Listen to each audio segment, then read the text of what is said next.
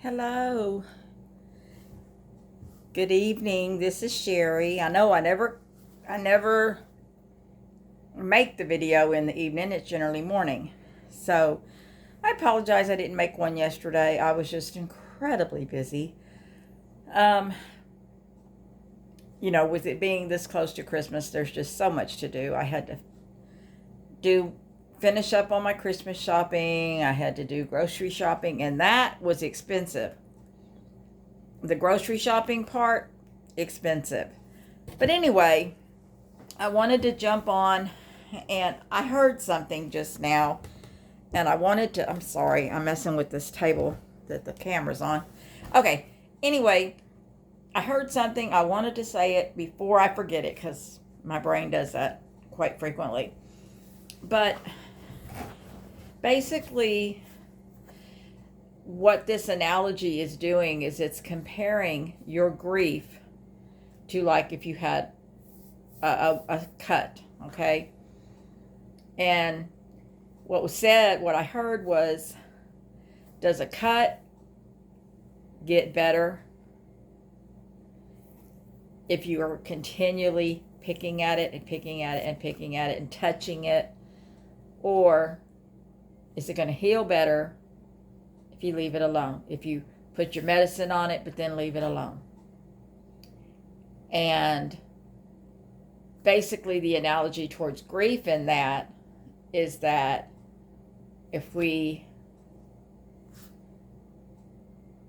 are trying to heal and doing things to try to heal, but yet continually picking at that wound and picking at that wound, it's going to be harder to heal.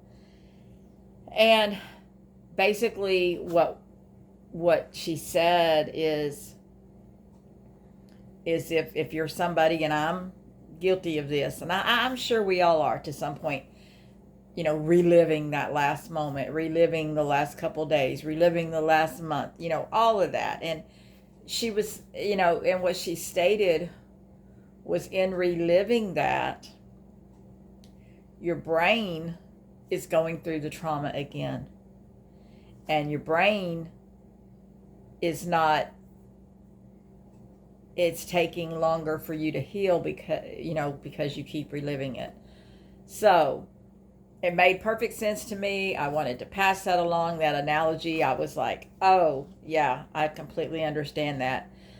I am somebody that sometimes those things just pop into my mind, and I think,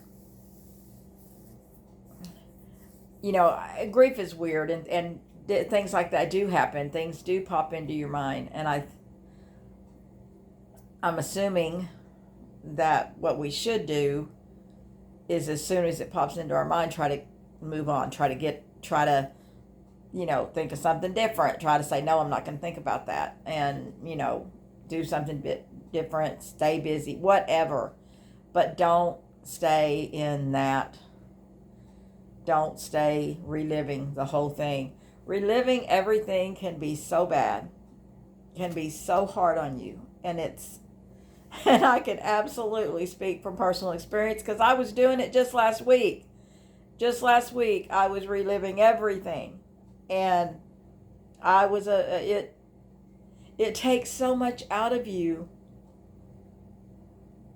to relive every single moment and feel like you're there again, and going through the exact same pain that you went through right then, like you hadn't made any progress at all. But the analogy of the cut made so much sense to me, because I was like, it makes sense. If I keep picking at it and picking at it and picking at it, it's not going to get better. Now, that being said, talking about your grief is not a bad thing. Talking about your grief, but getting, I'm sure you've heard the term stuck in grief. And I don't want to be, look who's here. Here she is. She says, oh, Mama's talking on that darn camera again. She's my baby. But what I was saying is, I'm sure you've heard the term stuck in grief. And I don't think any of us want to be stuck in grief, but yet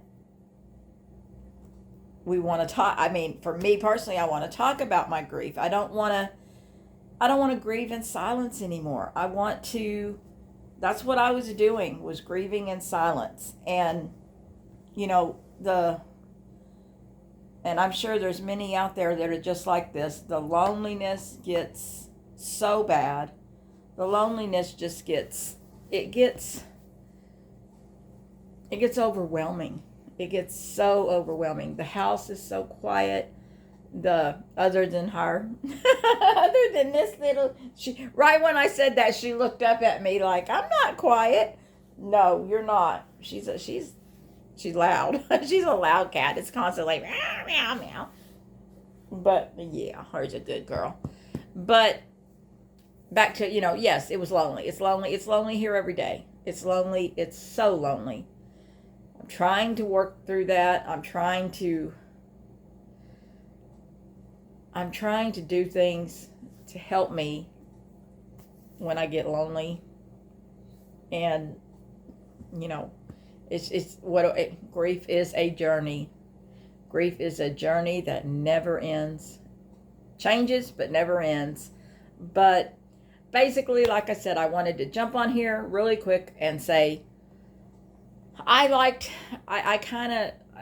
got something out of that when it said that about the cut, because it's so true.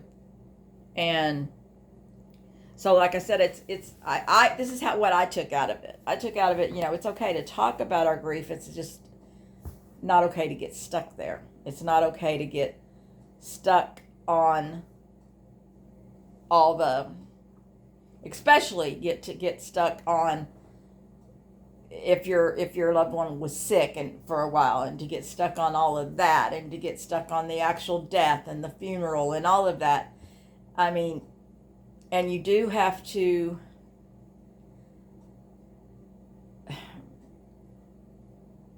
I don't like the term move on. I don't like that at all. I think however, you can move forward. You can move forward, taking your loved one with you the whole way. And, like I've said in previous videos, I know that my husband is still with me. There are times, and this, I'm being totally honest. I've been really honest, and I tell from the best days to the worst days, but I know my husband's still with me. But when I said I'm going to be honest, there has been days where I've had,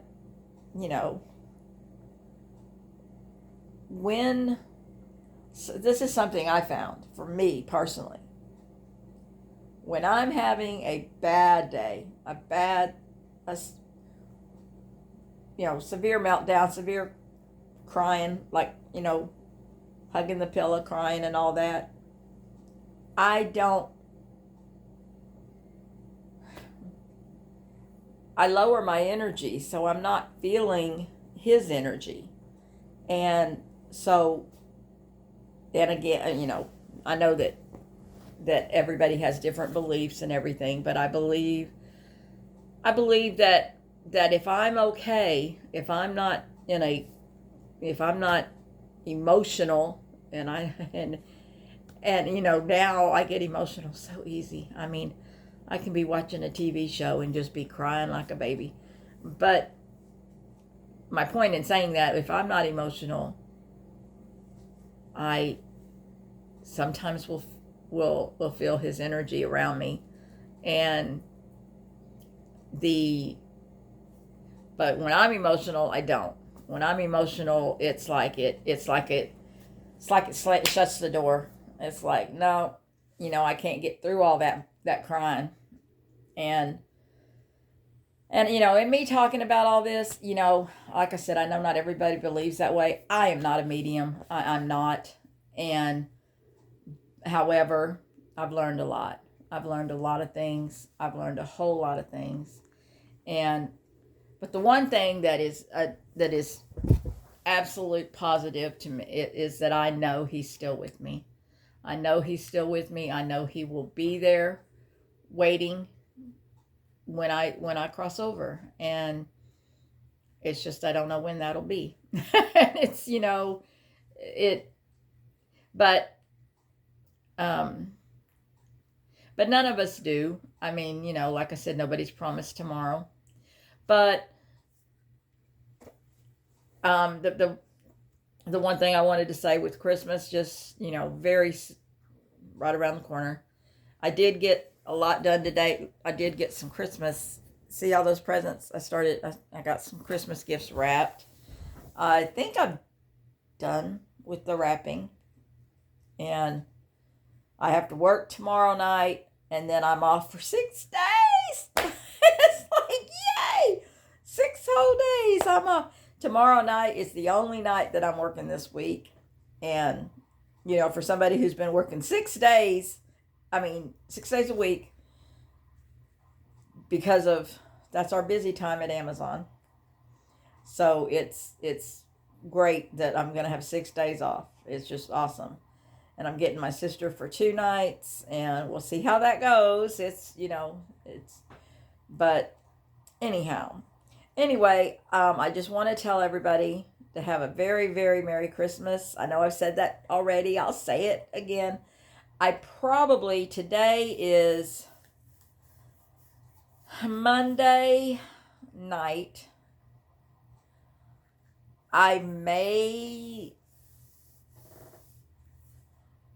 You may not see me again till after Christmas because I'm going to be incredibly busy. So, I know that more than likely Christmas Eve and Christmas Day, I will not be posting anything. And if I post something tomorrow, I might post something tomorrow morning when I get off work.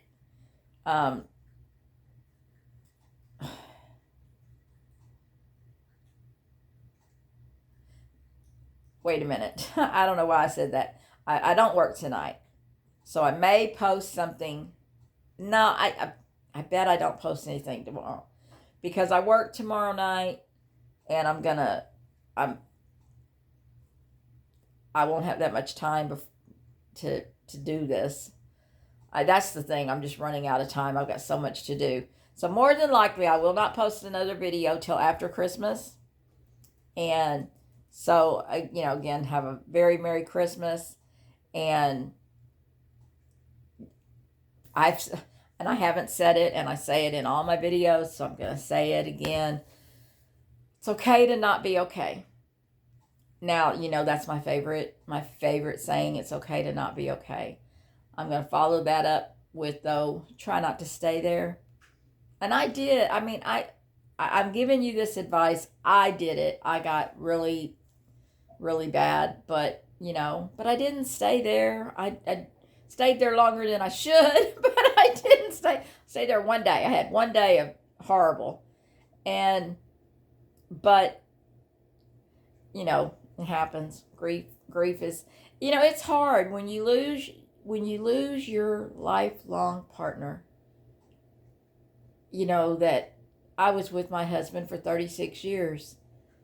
And I just thought of something. I apologize. I am so sorry. I just started talking as soon as this video started, and I did not say welcome. I didn't say if you're new here, welcome. And you don't even know anything about me if you're new here. So I will tell you, I was married for 36 years. My husband passed away in September of 2024. Now, this is my grief journey. I'm no medical professional. This is just my journey. And for people that have been following my videos, they've seen me go up and down. I go up and down. I do have 3 sayings, though, that I like to say. One I just said. It's okay to not be okay. And like I said, it's just not okay to stay in that bad place. You need to get out of it as much as you can. And then and grief, and I'm finding this out every day. Grief is a journey that never ends. It changes. And I said, if again, if you follow my videos, I make t-shirts.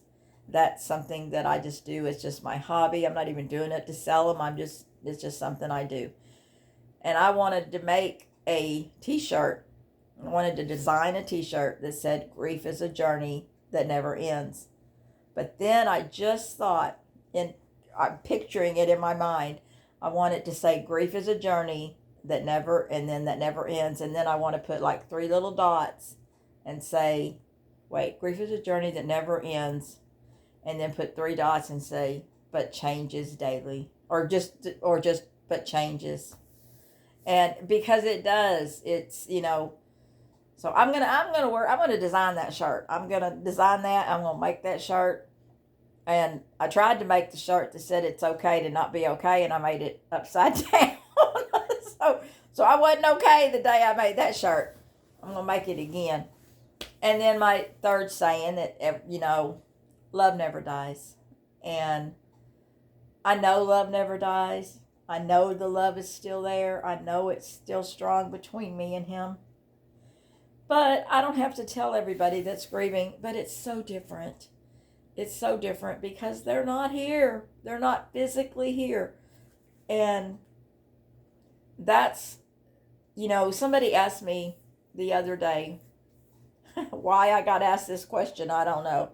And this was somebody, not online, but somebody at work asked me, what's the hardest thing? No, they didn't say the hardest thing. I'll take it back. What is the thing I miss the most? Well, obviously, my answer is just him. But if I had to say something besides him, which they didn't want that. They wanted to know, what is one thing that I really miss the most about him. There's two,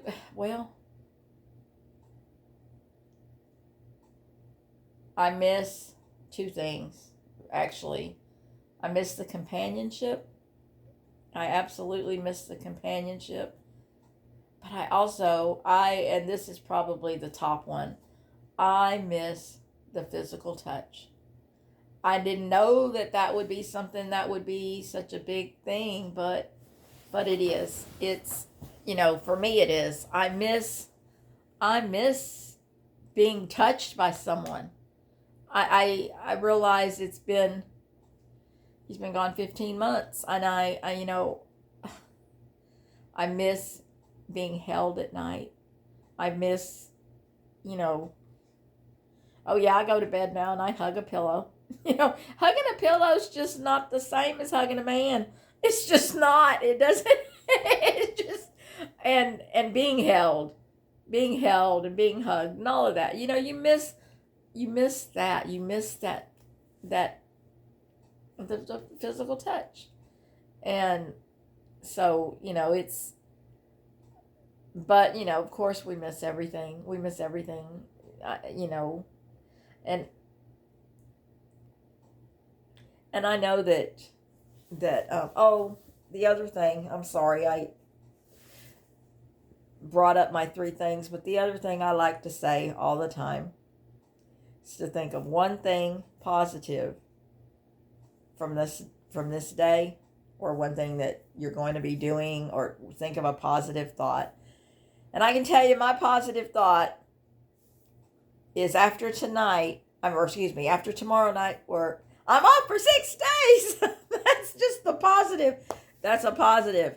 And and the positive too is I'm off tonight because I'm off 2 nights, and I haven't had 2 nights in over a month. So that's the positive. It's finally here, and it's my work schedule's easing up now. The other things to count your blessings, and I've realized myself when I started really going down last week, I had to stop and do that. I had to stop and just count my blessings to try to get out of it a little bit.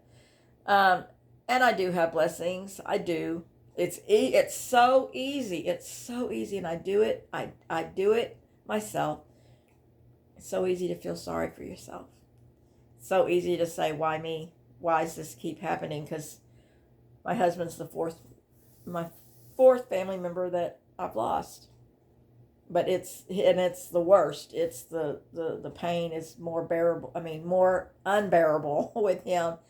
And but so it's easy. It's real easy to feel sorry for yourself, to cry, and to think, why me, God? Why are you doing this to me? And then I have to stop and think, now wait a minute. God was not doing this to me. God took him because he was sick. God took him out of his pain. And, I realize that. I know that. I know that in my head. But my heart doesn't always catch up. It's sometimes my heart is, oh, poor me.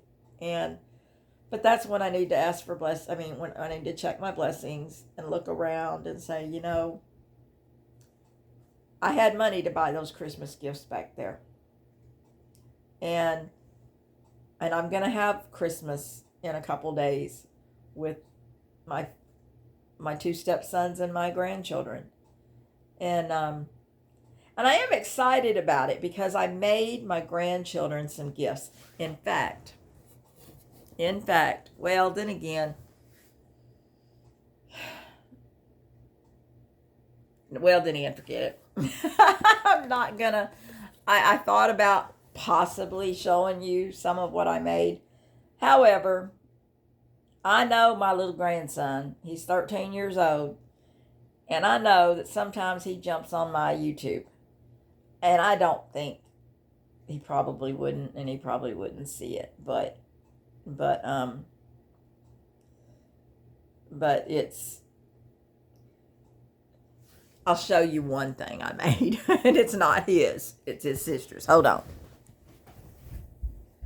I gotta find it.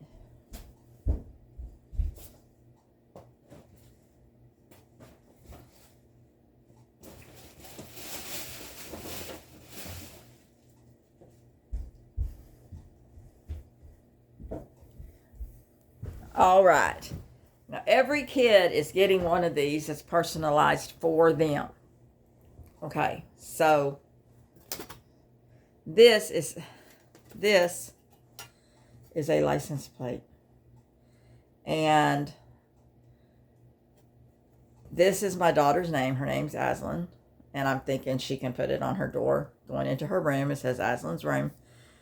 And this is a picture that I had made. Well, I made it through AI, but it's actually her with Stitch, which is her favorite character right now, and Stitch is hugging her. So that is a very personalized gift. And I made every single one of them got something. Not this girly. The rest are boys, so they got they all got something. But this year, 2 of their gifts are things I made. And, last year I made some. And last year I made them I made them tote bags. And they still use those tote bags. And so, it's just, and it's so funny. I've told you this in previous videos, I was never, ever, ever a crafty person. And now I do things like that to keep my mind occupied. By the way, I'm going back to this. If you were new here, if you're new here, you probably already turned it off. You probably thought this lady's nuts. But if you haven't and you're still watching, I have several videos. I would advise you to go back to the very first one. It's my grief journey #1. It, pretty much tells more about my journey so far. It tells about things I've done, things that have worked, things that haven't, and things like that. So I just invite you to go back there. If you like the video, give it a give me a like. And if you want to subscribe to my videos, subscribe so that you'll get the new content. But like I said, I doubt that I will make any more videos until after Christmas. If I do, it'll be tomorrow. But I know Christmas Eve and Christmas Day, probably not. And I just had a thought, though. I'm here by myself on Christmas Eve with my sister. Just me and my sister. I may pop on and make a short little video. And, just because if I have time. But anyway, I will talk to y'all whenever I talk to y'all. I'm not sure when that'll be. So, but anyway, have a Merry Christmas and Happy Holidays, everyone. And just try to remember to not be scratching that sore that we have, okay? All right. Bye-bye.